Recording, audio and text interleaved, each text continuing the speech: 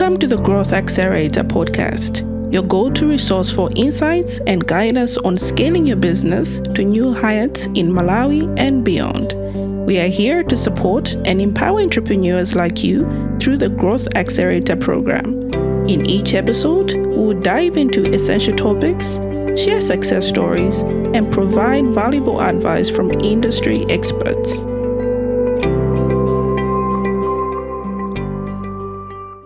In our previous episode, we discussed the benefits of in-company support and tailored assistance.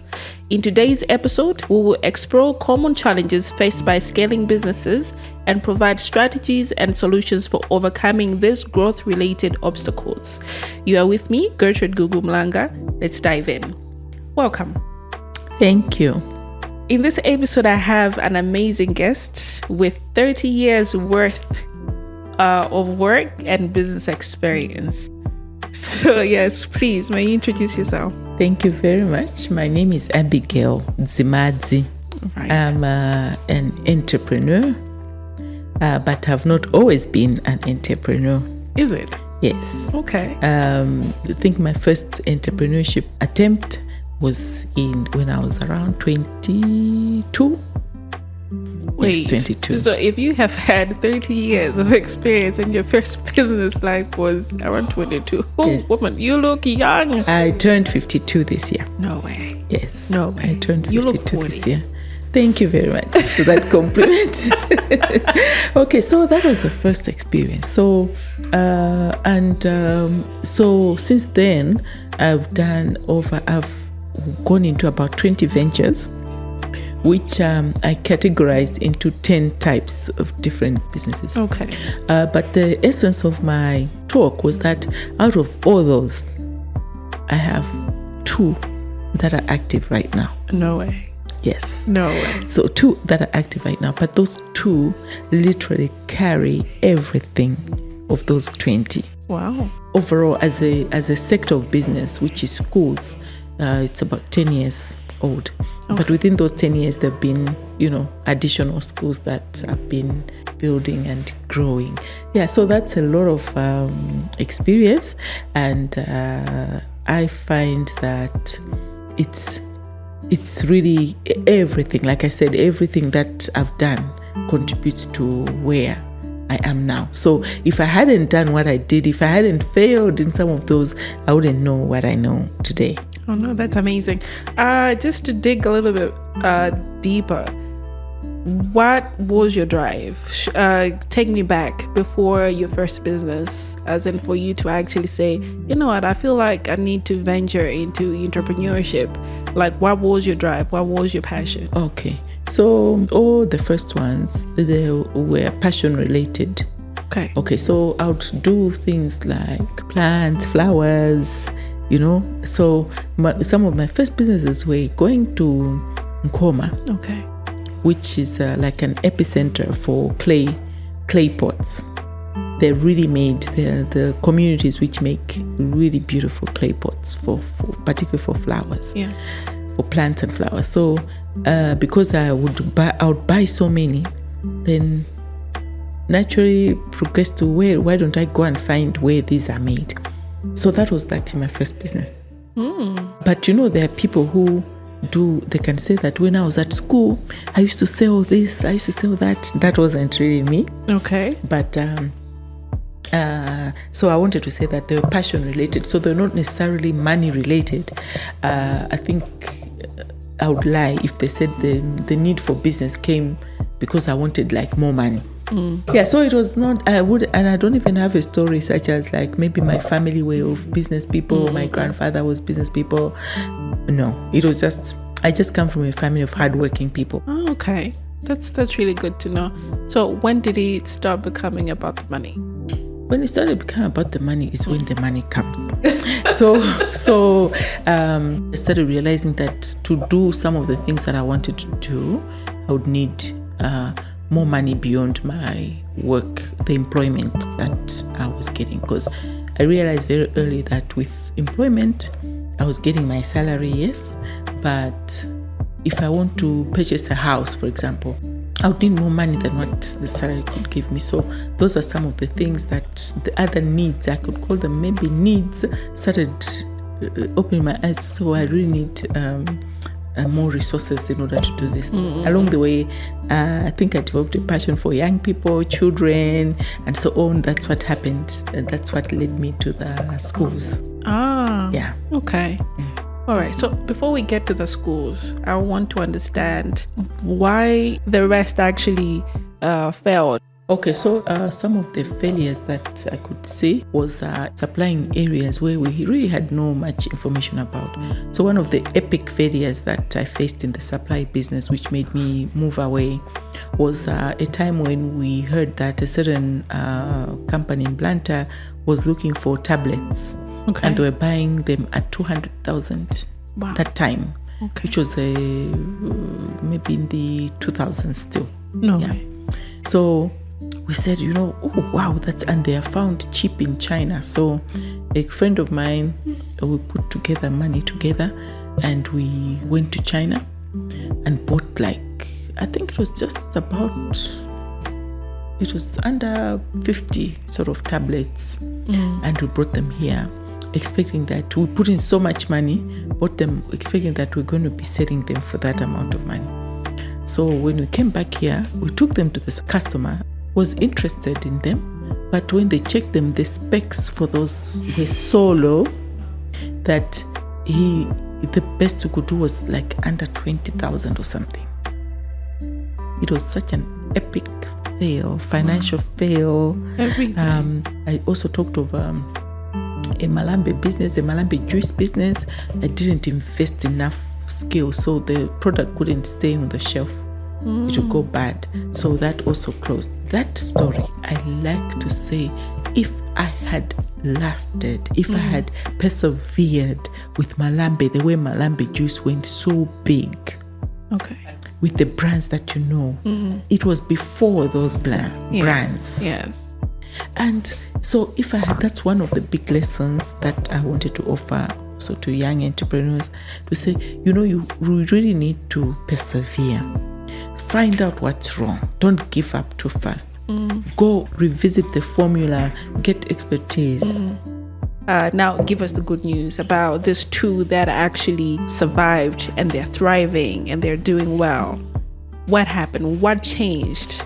So for the two, I think one of the big reasons why they succeed is because I started small.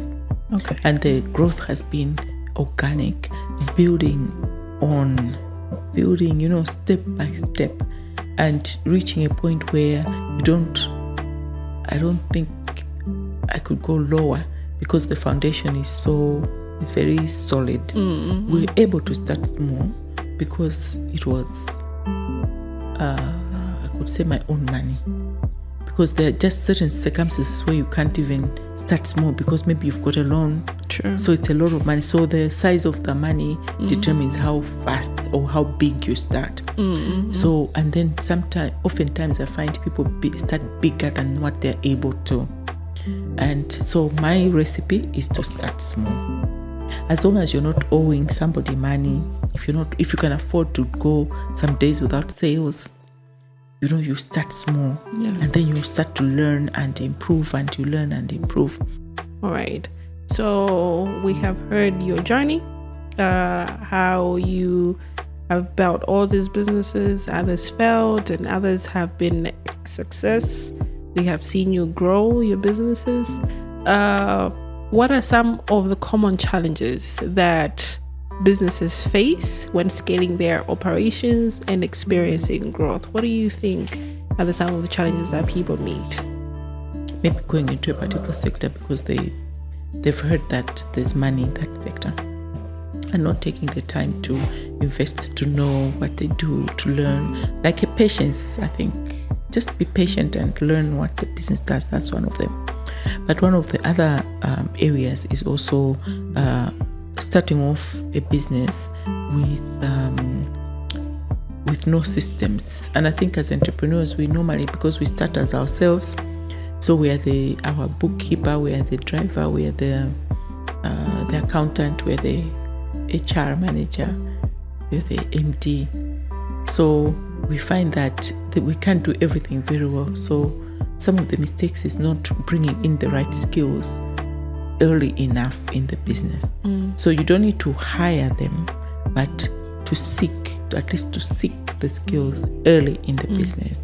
And that's what I would advise, to start the business itself early, but also very early. And you can sometimes find skills which you don't really need to pay for, which can help you say, how do I set up the people? How do I have some small basic contracts with the people that work for me? Because the small basic contracts sets the parameter. True. And the contract will stipulate what they do and what they don't do, how many times, what time they need to come to work, how many times they can go on how many days they can go on leave, and so on. It's like any business, it needs time before it can start generating income. So that's some of the failures. Oh, okay. Would you provide any strategies or solutions for effectively managing these growth challenges? Okay. I really feel also a very important concept is making sure that you are not the only, business doesn't only happen when you are around. So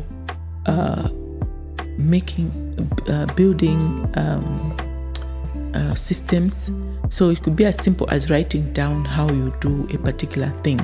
So for example, in the manufacturing business where I was doing Malambe, one of the simple things would have been to write down the process and train someone, so that, but it's by it being written down, you can even train 3 people at once. All right. So in this program, Growth Accelerator program, we have participants that are undergoing through different trainings and different programs in there, so that it can help them in their acceleration in their different areas of businesses. How do you think these participants can proactively address these potential roadblocks or challenges so that they can smoothly grow their businesses?